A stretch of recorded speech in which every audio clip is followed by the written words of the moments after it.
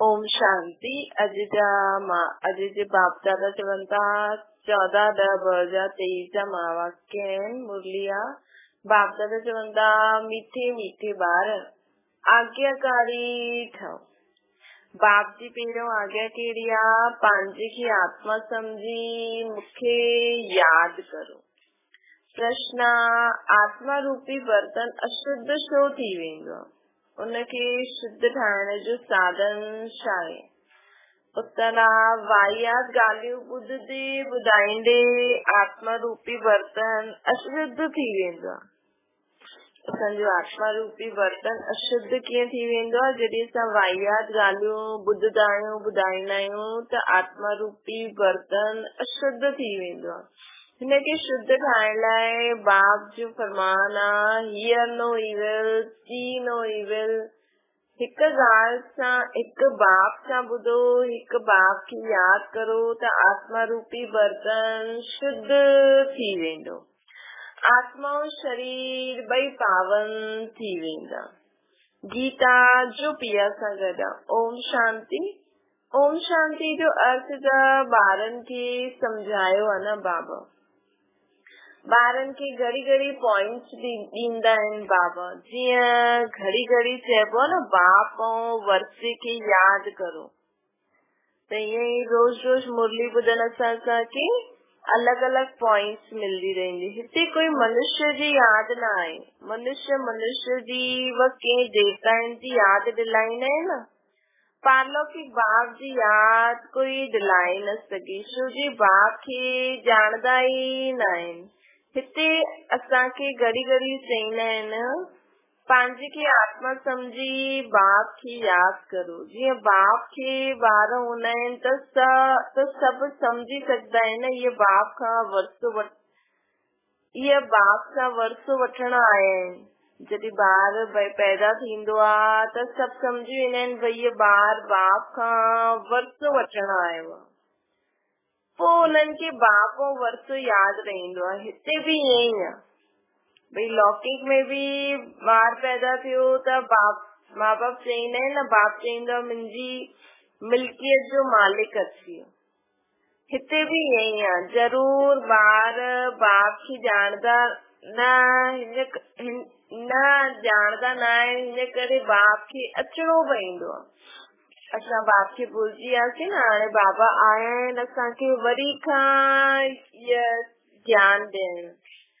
जो बाप सां गॾु आहिनि उन्हनि जे लाइ इहे ज्ञान बरसात आहे न। वेद शास्त्रनि में जो ज्ञान आहे उहो सभु भक्ति मार्ग जी सामग्री आहे। जप तप दान पुण्य संध्या गायत्री आदि जो कुछ कंदा आहिनि उहो सभु भक्ति मार्ग जी सामग्री आहे न। सन्यासी भी भगत थी आहे न। पवित्रता बगैर कोई शांति धाम में वञी न सघे। हिन करे वो घर बार छॾे वेंदा आहिनि। बाबा चवनि था पवित्रता बगैर कोई शांति धाम में वञी न सघंदो आहे।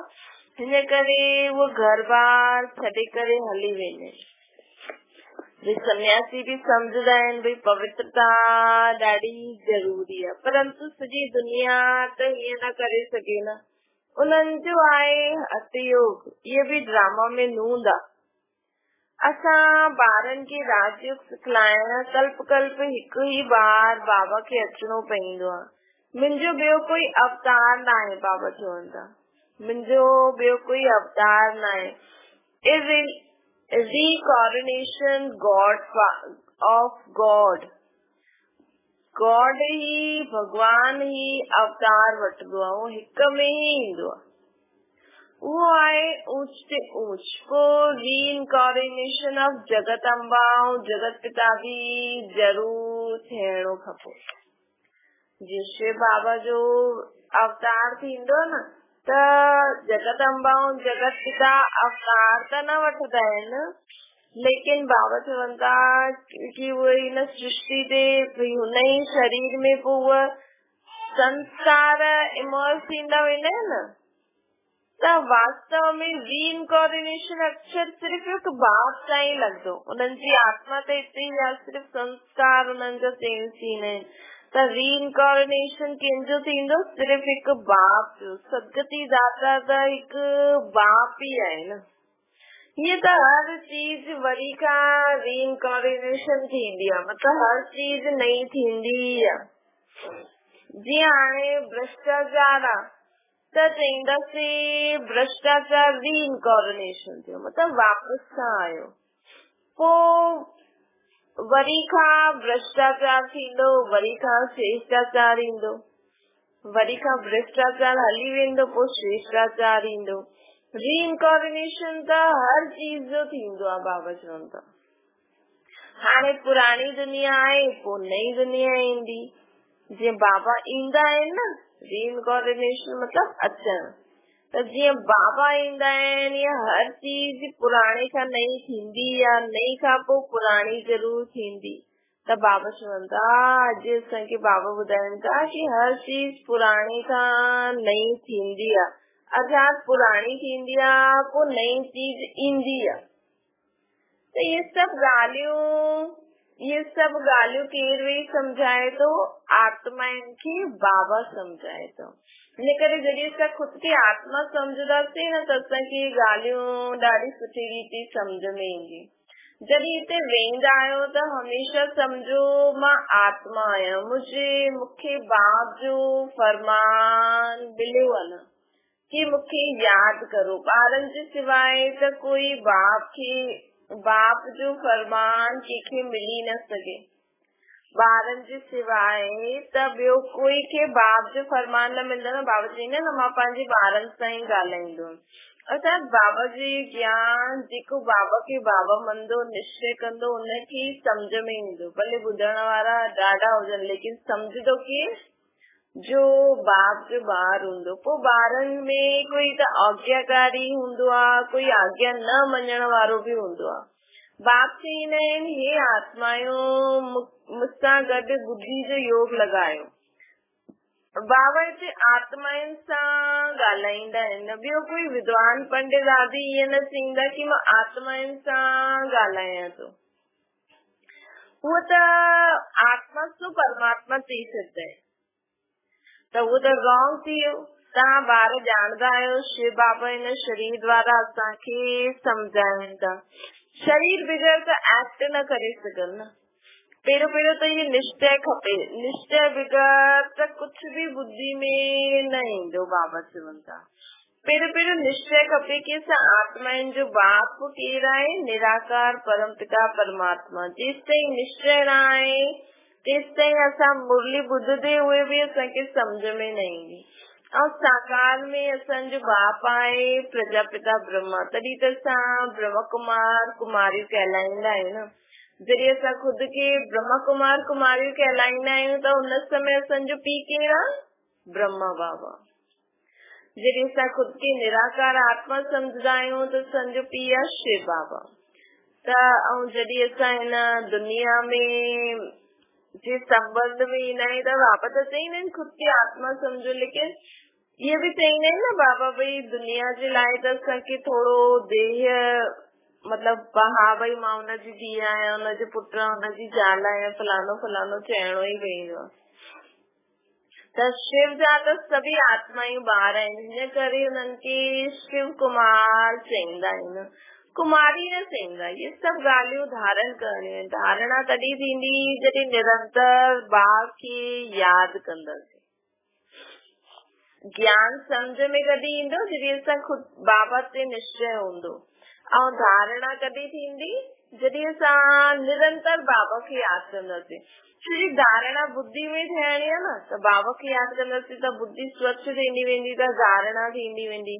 यादि करण सां बुद्धि रूपी बर्तन शुद्ध थींदो वेंदो आहे। बाबा चवनि था वाहियात ॻाल्हियूं ॿुधंदे बर्तन अशुद्ध थी वेंदो आहे न। सभिनि उन्हनि जो पोइ उन बर्तन खे असांखे शुद्ध ठाहिणो। असांजो जेको बुद्धि रूपी बर्तन अशुद्ध थी वियो आहे, त बाबा खे यादि करे करे करे करे बाबा जी ॻाल्हियूं ॿुधी करे असां पंहिंजे बुद्धि रूपी बर्तन खे शुद्ध ठाहींदासीं। ऐं अगर बाबा जी ॻाल्हियूं बि ॿुधंदा रहंदासीं, यादि बि कंदा रहंदासीं, साक्षात वाहियात ॻाल्हियूं बि ॿुधंदा रहंदासीं त बुद्धि रूपी बर्तन वापसि खां अशुद्ध थी वेंदो। बाप जो फरमान आहे मूंखे यादि करो त तव्हांजी बुद्धि पवित्र थी वेंदी। तव्हांजी आत्मा में खाद पइजी वई आहे, हाणे हुनखे पवित्र ठाहिणो आहे। कीअं? बाबा जी यादि सां। सन्यासी चईंदा आहिनि आत्मा निर्लेप। हाणे सन्यासी चईंदा आहिनि आत्मा निर्लेप, आत्मा ते कोई लेप शेप नथो चढ़े। अगर आत्मा ते लेप शेप नथो चढ़े त पाप ऐं पुण्य आत्मा कीअं छो चईंदा आहिनि? पोइ त पाप शरीर पुण्य शरीर चओ न। बाप चईंदा आहिनि आत्मा में ई खाद पवंदी आहे। श्री कृष्ण जी आत्मा और शरीर ॿई पवित्र आहिनि। ॿई पवित्र सिर्फ़ सत्युग में ई हूंदा, हिते त न आहे। न त आत्मायूं नंबरवार पवित्र थींदी वेंदी आहे। हाणे पवित्र न आहियो, अञा ठहूं था। कोई बि पवित्र न आहे। सिधी आत्मा जॾहिं बिल्कुलु प्योर थी वेंदी आहे न त हिन दुनिया में रही न सघंदी। ये शरीर छॾे भॼी सभु पुरुषार्थ करनि था, अंत में नंबरवार सभिनि जी रिज़ल्ट निकिरंदी। ईअं ई त माला ठहींदी न भई, परम धाम में माला कीअं ठहींदी? जेकी जेकी आत्मायूं नंबरवार पवित्र थींदी वेंदियूं न, थींदियूं त सभी। बाबा चईंदा आहिनि अंत में त मां सभिनि खे पवित्र पावन ठाहे करे मथे हली वेंदमि। त पवित्र त ज़रूर थींदासीं, लेकिन नंबरवार जीअं जीअं थींदा वेंदासीं उहो असांजी मथे माला ठहींदी वेंदी। बाप अची करे सभी आत्माउनि खे फरमान कंदा आहिनि कि मूंखे यादि करो, पंहिंजे खे अशरीरी सम्झो, देही अभिमानी ठहो। मूल इहा ॻाल्हि बाप बग़ैर कोई सम्झाए न सघंदो आहे। पहिरियों इहो पूरो निश्चय हूंदो त विजय पाईंदासीं, निश्चय न हूंदो त विजय न पाईंदासीं। निश्चय बुद्धि विजयंती, संशय बुद्धि विनशंती। गीता में भी कोई कोई अक्षर सुठो आहे, हिनखे चइबो आहे आटे में नमक। अटे में जेतिरो नमक विझंदा आहियूं न ओतिरो सच गीता में भी आहे। बाप चईंदा आहिनि मां तव्हांखे सभी वेदन शास्त्रनि जो सार सम्झाईंदो आहे कि हिन में छा छा आहे। ये सब भक्ति मार्ग जा रास्ता आहिनि, इन्हनि जी भी ड्रामा में नूंद आहे। इहे प्रश्न न उठी सघंदो आहे कि भक्ति मार्ग छो ठहियो। ये त अनादि ठहियल ड्रामो आहे न। भई ड्रामा में जो सीन अचिणो आहे, हाणे ड्रामा में अचिणो आहे भई भक्ति जो पाठ शुरू थींदो त हुन समय हिन सृष्टि ते भक्ति शुरू थी वेंदी। हाणे ड्रामा में पाठ आहे भक्ति जो अंत आहे त हाणे अंत थी वेंदो। तव्हां बि हिन ड्रामा में बाप स्वर्ग जो मालिक ठहिण जो वरसो अनेक बार वरितो आहे, वठंदा ई रहंदासीं। कॾहिं अंत न थी सघंदो। इहो चक्कर अनादि फिरंदो ई रहंदो आहे। तव्हां ॿार हाणे दुखधाम खां पोइ असां पहिरियों काॾे वेंदासीं? शांति धाम में, पोइ ईंदासीं सुखधाम में, पोइ वरी दुखधाम में ईंदासीं। इहे अनादि चक्कर हलंदो ई रहंदो। अगर असां सॼो ॾींहुं इहो बि यादि करो न भई मां पहिरियों शांति धाम में हुयमि, पोइ मां सुखधाम में मां एतिरा जन्म वरिता, ईअं पाठ वॼायो, पोइ मां दुखधाम में आयमि त मां केॾा पाप कया, हाणे मां वरी खां बाबा खे यादि थी करां, पावन थी ठाहियां। इहे चक्कर फिराइण थी, हिनखे चइबो आहे स्वदर्शन चक्रधारी। सुखधाम खां दुखधाम अचण में ॿारनि खे 5000 वर्ष लॻंदा आहिनि, जंहिंमें तव्हां 84 जन्म वठंदा आहियो। सिर्फ़ तव्हां ॿार ई 84 जन्म वठंदा आहियो, सभु न वठी सघंदा। ये बेहद जो बाप असांखे डायरेक्ट सम्झाइनि था ऐं ॿार पोइ मुरली ॿुधंदा या पढ़ंदा या टेप में ॿुधंदा। टेप बि सभु ॿुधी न सघंदा। जो बाबा जी जो टेप में मुरली आहे न उहो अञा आहे, लेकिन उहो बि सभु न ॿुधी सघंदा। त पहिरियों पहिरियों तव्हां ॿारनि खे उठदे वेंदे हिन यादि में रहणो आहे। मनुष्य त माला फेरदे फेरदे राम राम जपदा रहंदा आहिनि। रुद्राक्ष जी माला चईंदा आहिनि। हाणे रुद्र त भगवान आहे, पोइ हिन माला में मेरू दाणो इकट्ठो आहे। उहो त विष्णु जा युगल रूप आहे। उहो केरु आहे? इहे मास्टर त पोइ विष्णु जा 2 रूप लक्ष्मी नारायण ठहींदा न, ब्रह्मा बाबा ऐं मम्मा। हिन करे मेरू चइबो आहे न। फूल आहे शिव बाबा, पोइ मेरू इहे मम्मा बाबा जेके माता चईंदा आहिनि। विष्णु खे माता न चईंदासीं। माण्हू त लक्ष्मी नारायण और राधे कृष्ण के भी माता पिता चईंदा आहिनि, लेकिन माता पिता केरु आहिनि? मम्मा बाबा जगदम्बा ऐं ब्रह्मा। लक्ष्मी नारायण के माता पिता तो उन्हनि जा ॿार ई चईंदा न। अॼुकल्ह त सभिनि जे अॻियां चईंदा आहिनि तत्वमयी मातेश पिता, बस कोई हिकु महिमा कई त अनेक हुनजे पुठियां फॉलो करण लॻी वेंदा आहिनि। इहा आहे ही अनराइटियस दुनिया। हिते कुझु बि राइट न आहे, जंहिंजो जेको मन में अचे थो उहो ॻाल्हाईंदो थो वञे, पोइ हुनखे हिकु ॻाल्हाए थो त 100 ॼणा हुनखे फॉलो करण लॻी वञनि था। कलयुग खे चइबो ई आहे अनराइटियस दुनिया, तॾहिं त हिनखे कूड़ी दुनिया चईंदा आहिनि। सत्युग आहे राइटियस, हुते आत्मा और शरीर ॿई पवित्र हूंदा आहिनि। सत्युग में श्री कृष्ण गोरो, पोइ अंत में हुनजी आत्मा सावरी थी वेंदी आहे, तॾहिं त कृष्ण खे गोरो ऐं सावरो पूजदा आहिनि। इहे ब्रह्मा सरस्वती हिन समय सावरा आहिनि। आत्मा कारी थी वई त हुननि जो जेवर बि हुननि खे कारो मिलंदो, अर्थात शरीर सोने में ही खाद पइजी आहे न। हुन खां जेवर बि जो ठहींदो उहो खाद वारा ई ठहींदो न। भई सोने में खाद हूंदी त जेवर भी खाद वारो ई ठहींदो न। सत्युग में सब देवी जड़ी देवी देवताउनि जी गवर्नमेंट आहे त ये कूड़ी खाद हूंदी न आहे। ये कूड़ी खाद हिन समय त गवर्नमेंट सच्चो सोनो अलाउ ई न करनी चाहिए, मिलावट वारो पायो। लेकिन सत्युग में जो देवी देवताउनि जी गवर्नमेंट हूंदी न, हुते ये खाद न हूंदी, कूड़ न हूंदो। हुते त सोने जा महल ठहींदा। भारत सोने जी चुड़िया हुई, हाणे त मुल्क जो आहे बाबा चवनि था। ईअं भारत के वरी स्वर्ग के ठाहे थो बाबा, ऐं असां हुननि जा मददगार। बाप सम्झाईंदा आहिनि, श्रीमद भगवान वाचे आहिनि। श्री कृष्ण त दैवी गुण वारो आहे न, 2 भुजा 2 टंग वारो आहे। चित्रनि में त काथे नारायण खे काथे लक्ष्मी के 4 भुजाएं ॾेई छॾियूं अथनि। सम्झदा कुझु न आहिनि। ॾिसो हाणे असां कहिड़ा बि चित्र खे ॾिसी करे हुननि जी बायोग्राफी ॿुधाए सघंदा आहियूं। ओम अक्षर भी चईंदा आहिनि। ओम अर्थात ओम जो अर्थ ॿुधाईंदा आहिनि। ओम माना मां गॉड। दुनिया वारा छा ॿुधाईंदा आहिनि? ओम माना मां गॉड, जिधर जाते ॾिसां गॉड ई गॉड। इहा बि रॉन्ग। ओम माना अहम आत्मा। बाप ई चईंदा आहिनि अहम आत्मा, परंतु मां सुप्रीम आत्मा आहे, इन करे मूंखे परमात्मा चईंदा आहिनि। मां परमधाम में रहंदो आहे न, ऊचे ते ऊच भगवान, पोइ सूक्ष्म वतन में ब्रह्मा विष्णु शंकर जी आत्मायूं रहंदियूं आहिनि। पोइ हे रचो त इहो मनुष्य लोक आहे, इहे दैवी लोक आहे न, उहो आत्माउनि जो लोक जेके मूल वतन चइबो आहे। ये ॻाल्हियूं सम्झण जूं आहिनि। बाबा चवनि था तव्हां ॿारनि खे इहे अविनाशी ज्ञान रत्न दान में मिलंदा आहिनि। असांखे केरु दान थो करे? बाबा। जंहिंसां असां भविष्य में मालामाल थी वेंदासीं।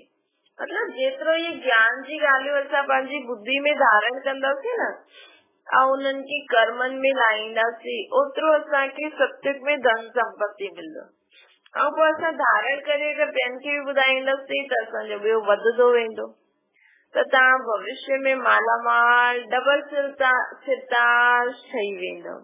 ॾिसो श्री कृष्ण के 2 ताज आहिनि न, पोइ उहो ई ॿार चंद्रवंशी में ईंदो त 2 कलाक कम थी वेंदी, पोइ वैश्यवंशी में ईंदो त 4 कलाक कम थी वेंदी, पोइ लास्ट में त ताज ई उड़ी वेंदो। बाक़ी रतन चढ़े ताज रहिजी वेंदो। हिन समय माण्हू कूड़े रत्ननि जो ताज त ठाहे ई ॾींदा आहिनि न। बाक़ी लाइट जो ताज, पवित्रता जो ताज त कंहिं वटि बि न आहे। पोइ जो सुठो दान पुण्य कंदो न, उन्हनि खे हिकु जन्म जे लाइ सुठी राजाई मिलंदी आहे। त बाबा चवनि था पोइ ॿिए जन्म में सुठो दान पुण्य कंदो त राजाई मिली सघंदी आहे। हिते त असां 21 जन्मनि जे लाइ राजाई पाए सघंदा आहियूं। कीअं? बाबा तो ज्ञान बुद्धि में धारण करे ऐं ॿियनि खे ध्यान करे असां 21 जन्मनि जे लाइ राजाई पद पाए सघंदा आहियूं। महिनत करणी पवंदी आहे न। त बाप पंहिंजो परिचय ॾींदा आहिनि, चईंदा आहिनि आई एम सुप्रीम सोल। हिन करे उन्हनि खे परम पिता परमात्मा अर्थात परमात्मा बि चइबो आहे। ता ॿार हुन सुप्रीम की याद कंदा आहियो न, तव्हां आहियो सालीग्राम। हाणे बाबा असांखे छा ठाहे छॾी, सालीग्राम। ऐं बाबा शिव वॾो लिंग ऐं सालीग्राम मिट्टी जा ठाहींदा आहिनि। इहे कहिड़ी आत्माउनि जो यादगार ठाहींदा आहिनि, इहे बि कोई न ॼाणदा आहिनि। भई असां हिकु शिव वॾो ऐं सालीग्राम नंढा छो था ठाहियूं, कंहिंजो यादगार आहे। शिव जो वॾो ऐं असांजो नंढो। तव्हां शिव बाबा जा ॿार भारत खे स्वर्ग ठाहींदा आहिनि, हिन करे असांजी बि शिव बाबा सां गॾु पूजा थींदी आहे। पोइ तव्हां देवता ठाहींदा आहियो, तॾहिं पोइ पूजा पोइ तव्हां देवता ठाहींदा आहियो, तॾहिं बि तव्हांजी पूजा थींदी आहे। बाबा चवनि था कि हाणे असां शिव असांजे पूज्य स्वरूप माण्हू यादि कंदा आहिनि न, छोकी असां देवता बि ठाहींदा आहियूं। ऐं हाणे शिव बाबा जा मददगार बि आहियूं, त असांजे सालीग्राम ऐं देवता जे रूप जी बि पूजा थींदी आहे। शिव बाबा सां गॾु असां एतिरी सर्विस कंदा आहियूं, इन करे सालीग्रामनि जी बि पूजा थींदी आहे। जो उत्तम खां उत्तम कर्तव्य कंदा आहिनि, उन्हनि जी पूजा थींदी आहे। कलयुग में जो सुठो कमु कंदा आहिनि, उन्हनि जो यादगार ठाहींदा आहिनि। जे गांधी जी सुठो करे आहे त यादगार ठहियल आहे न, ईअं जेको बि माण्हू सुठो करे वेंदो न, हुनजो यादगार ठहींदो आहे। हीअ त माण्हुनि ईअं भक्ति मंदिर ईअं भॻवान सम्झी वेठा आहिनि। असल में लक्ष्मी नारायण, राधे कृष्ण, शिव ऐं सालीग्रामनि जा यादगार चित्र आहिनि कि सुठो कर्म करे आहे। लेकिन माण्हुनि खे पतो न आहे, इन करे अंधश्रद्धा में बस फूल माला चढ़ाईंदा रहंदा आहिनि। कल्प बाप सां ॿारनि खे सॼी सृष्टि जो राज सम्झाईंदो आहे। असांखे छा ठाहींदा आहिनि, स्वदर्शन चक्रधारी। स्वदर्शन चक्र विष्णु खे न ॾेई सघंदा आहियूं, उहो त देवता ठही वियो न। इहे ज्ञान सॼो असां में आहे। पोइ लक्ष्मी नारायण ठहींदासीं त ज्ञान घुमिजी वेंदो। हुते त सभु सदगति में आहिनि न। तव्हां ॿार इहे ज्ञान हाणे ॿुधो था, पोइ असां राजा ई पाए वठंदासीं। स्वर्ग जी स्थापना थी वेंदी, पोइ त ज्ञान जी दरकार ई न रहंदी। भई डॉक्टर ठही वियो, पोइ वरी डॉक्टरी जी पढ़ाई कंदो छा? त उहो ई असां देवी देवता ठही वेंदासीं। अर्थात सर्वगुण संपन्न, 16 कला संपूर्ण निर्विकारी, डबल अंशक, मर्यादा पुरुषोत्तम ठही वेंदासीं। पोइ थोड़ी हुते ज्ञान ॿुधणो, कुझु अभ्यास करणो पवंदो। बाप ई अची करे पंहिंजो रचना जो पूरो परिचय ॾींदा आहिनि। सन्यासिन माताउनि जी निंदा कंदा आहिनि, परंतु बाप अची करे माताउनि खे ई उठाईंदा आहिनि। बाप ये भी सम्झाईंदा आहिनि कि सन्यासी न हुजनि त भारत कांचिता ते वेही हिकदमि खाक थी वञे। जॾहिं देवी देवता वाम मार्ग में गिरदा आहिनि त हुन समय अर्थक्वेक ॾाढी जोर सां थींदी आहे। बाबा चवनि था जॾहिं देवी देवता वाम मार्ग में वेंदा आहिनि त हुन समय अर्थक्वेक, हिन समय ये प्रकृति सहन न करे सघंदी आहे, त अर्थक्वेक थींदी आहे जोर सां। पोइ सभु हेठि हली वेंदा आहिनि देवी देवताउनि जी चीज़ूं। ऐं खंड आदि त हूंदा ई न आहिनि, भारत ई हूंदो आहे। इस्लामी आदि जो पुठियां हूंदा आहिनि, त पोइ सतयुग जी चीज़ूं हुते रहंदियूं न आहिनि, छो जो ॿियो धर्म शुरू थियण वारो आहे। द्वापर युग समय ते पंहिंजो समय अची वियो, भक्ति शुरू थियण वारी आहे, त देवी देवताउनि जी चीज़ूं इस्लामी अची वेंदा न, त हुन समय सतयुग जी चीज़ूं हूंदियूं ई न आहिनि। तव्हां जो सोमनाथ जो मंदिर ॾिसंदा आहियो, उहो कोई वैकुंठ जो थोड़ी आहे, इहे त भक्ति मार्ग में ठहियो, जेके मोहम्मद गज़नबी आदि लूटे आहे। बाक़ी देवताउनि जा महल आदि सभु अर्थक्वेक में गायब थी वेंदा। हाणे बि कलयुग जी सभु अर्थक्वेक में न सभु चीज़ूं हेठि हली वेंदियूं, कलयुग जी भक्ति मार्ग जी सामग्री। पोइ जॾहिं द्वापर युग शुरू थींदो त देवी देवताउनि जी सभु सामग्री हेठि हली वेंदी। ईअं न कि महल जा महल हेठि हली आहे पोइ वरी मथे ईंदा, न, उहो त अंदर ई टुटी फुटी वेंदा आहिनि न। मतिलबु सोनो जो हुया त उहो त अंदर ई टुटी फुटी थी करे, मतिलबु सोनो अंदर हली वियो। पोइ हुन समय खोदंदा आहिनि त कुझु न कुझु मिलंदो आहे। हाणे त कुझु बि न मिलंदो आहे। पहिरियों त खोदंदा हुया त केॾियूं खानियूं वो मिलंदियूं हुयूं न सोने जी, हाणे न मिलंदियूं आहिनि। त बाबा चवनि था शास्त्रनि में कोई ॻाल्हियूं थोड़ी आहिनि, ये ॻाल्हियूं असांखे केरु थो ॿुधाए, बाबा थो ॿुधाए। सदगति दाखिला त हिकु बाप ही है न। पहिरियों त ही निश्चय खपे, निश्चय में ही माया विघ्न विझदी आहे कि ज्ञान असांखे केर थो ॿुधाए। जे करे पहिरियों त के भी ज्ञान ॾियो न, पहिरियों त हुनखे आत्मा परमात्मा जो पाठ पक्को करायो। तो जॾहिं वो आत्मा समझे कि हाँ मां आत्मा आहियां, मुंहिंजो बाप परमपिता परमात्मा आहे, तो जॾहिं वो ये बाबा जो ज्ञान समझे और निश्चय करे कि हाँ बरोबर ये बाबा जो ही ज्ञान आहे, तॾहिं हुननि खे ये सभु ॻाल्हियूं ॿुधायो। स्वर्ग जी ऐं जेके भी बाबा ॿुधाईंदा आहिनि, चईंदा आहिनि भॻवान कीअं ईंदो। अरे शिव जयंती आहे न, त जरूर ईंदो न। बाप सम्झाईंदा आहिनि मां बेहद ॾींहुं बेहद जे रात जे संगम युग ते ईंदो आहे। ये कोई जानदा न आहिनि कि कंहिं समय ईंदो आहे। तव्हां ॿार जानदा आहियो, बाप ही नॉलेज ॾींदा आहिनि ऐं दिव्य दृष्टि सां ही चित्र आदि कीअं ठाराहिनि आहिनि। अहिड़ा चित्र कोई ग्रंथ शास्त्रनि में आहिनि छा? ब्रह्मा बाबा खे कीअं ये सभु ठाराई? ब्रह्मा बाबा जो अगर कोई गुरु हुजे हा जे ये ठाराई, त हुन गुरु जा ॿिया बि त फॉलोवर्स हुजनि हा न। ये तो शिव बाबा ही दिव्य दृष्टि द्वारा असांजा चित्र ठाराईंदा आहिनि। गीता में भी कल्प वृक्ष जो कुछ न कुछ वर्णन आहे। ॿारनि खे चईंदा आहिनि हाणे तव्हां हाणे आहियो, कल्प पहिरियों भी हुयो, पोइ कल्प पोइ वरी मिलंदासीं। बाबा चवंदा हाणे भी असां आहियूं, कल्प पहिरियों भी हुयासीं, कल्प असां ईअं ई बाबा सां मिलंदा रहंदासीं। मां कल्प तव्हांखे ज्ञान ॾींदो आहे त ही चक्कर भी सिद्ध थींदो आहे, परंतु तव्हां में तव्हांजे सिवाय कोई समझी न सघे। बाबा चवंदा असांजे सिवाय ये कोई ज्ञान समझी न सघंदो। ये सॼे सृष्टि जो चक्कर आहे, जरूर कोई त ठाराए हुने न। बाप भी हिन ते ॿार भी हिन ते सम्झाईंदा आहिनि कि कीअं ये सृष्टि जो चक्कर फिरंदो रहंदो आहे। कीअं अलॻि अलॻि धर्म ईंदा आहिनि, उहो कल्प वृक्ष सां सम्झाए सघंदा आहियूं। चक्कर सां छा सम्झाए सघंदा आहियूं कि कीअं ये सृष्टि जो चक्कर पहिरियों सत्य थींदो आहे, पोइ त्रेता, पोइ द्वापर, पोइ कलयुग। ऐं झाड़ सां छा सम्झाए सघंदा आहियूं कि धर्म कॾहिं कॾहिं ईंदा, कीअं कीअं ईंदा आहिनि। अच्छा मीठे मीठे सिकिल जे ॿारनि प्रति माता पिता बाप दादा जो याद प्यार और गुड मॉर्निंग। रूहानी बाप जी सभिनि रूहानी ॿारनि खे नमस्ते। असांजी भी रूहानी माता पिता बाप दादा खे याद प्यार गुड मॉर्निंग और नमस्ते। धारणा जे लाइ मुख्य सार हर ॻाल्हि में विजय जो आधार छा आहे? निश्चय। इन करे निश्चय बुद्धि जरूर ठाहिणो आहे। सदगति दाता बाप में कॾहिं भी निश्चय न करणो।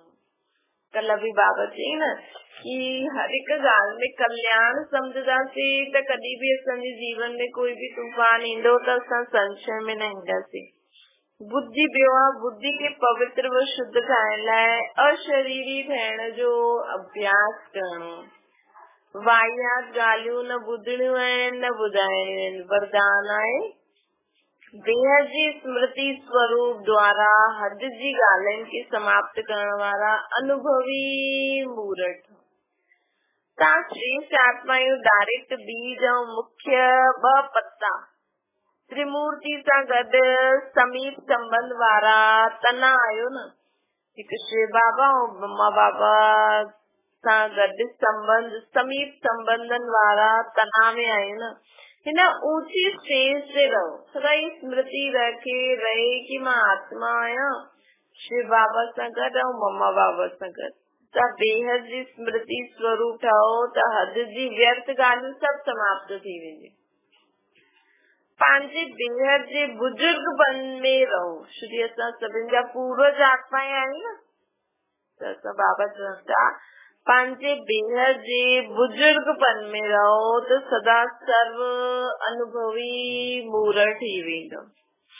जो बेहद जे पूर्वज बन जो ऑक्यूपेशन आहे न, उनखे सदा यादि रखो। भई बुढ़ा माण्हू छा कंदा आहिनि, उन्हनि जो कमु हूंदो आहे सभिनि खे आशीर्वाद ॾियण ऐं भॻवान खे यादि करणु। बुढ़नि माण्हुनि खे माण्हू चईंदा भॻवान खे यादि करो, भॻवान खे। त असां बि सृष्टि जे आदि जी आत्मा आहियूं, त हिन समय असां बुजुर्ग आहियूं। त असां पंहिंजे बेहद जे बुजुर्गपन जी स्मृति में रहो त सदा अनुभवी ऐं बुजुर्ग अनुभवी भी हूंदा आहिनि, उनखां सभु राय वठण भी ईंदा आहिनि। त असां पंहिंजे पाण खे छा सम्झो, बुजुर्ग। बुजुर्ग माण्हू जॾहिं भॻवान खे यादि कंदा आहिनि, सभिनि खे आशीर्वाद ॾींदा आहिनि ऐं अनुभवी हूंदा आहिनि, हर ॻाल्हि जा अनुभवी हूंदा आहिनि। त असांखे बाबा चवंदा बेहद जे बुजुर्गपन में रहो त सदा अनुभवी मूर्त थी वेंदव। त बेहद जो पूर्वजपन जो ऑक्यूपेशन ऐं पूर्वजपन जो भी ऑक्यूपेशन सदा याद रखो। तव्हां पूर्वजन जो कम आहे अमर ज्योति ठही अंधकार में भटकती हुई आत्माउनि खे ठिकानो लॻाए। असां पूर्वजन जो छा कम आहे, मां पूर्वज आत्मा आहियां। असांजो कम छा आहे, पंहिंजी अमर ज्योति ठही अंधकार में भटकती हुई आत्माउनि खे ठिकानो लॻाइणो। असांखे छा करणो, सिर्फ़ सदा पंहिंजे आत्मिक स्वरूप में स्थित रहंदासीं न त असांजी आत्मा मां लाइट चारों ओर फैलदी वेंदी ऐं जेकी आत्मायूं भी हिन दुनिया में अंधकार में भटकनि थियूं, हुननि आत्माउनि खे असां वेठे वेठे हिते राह ॾेखारे सघंदा आहियूं। कीअं?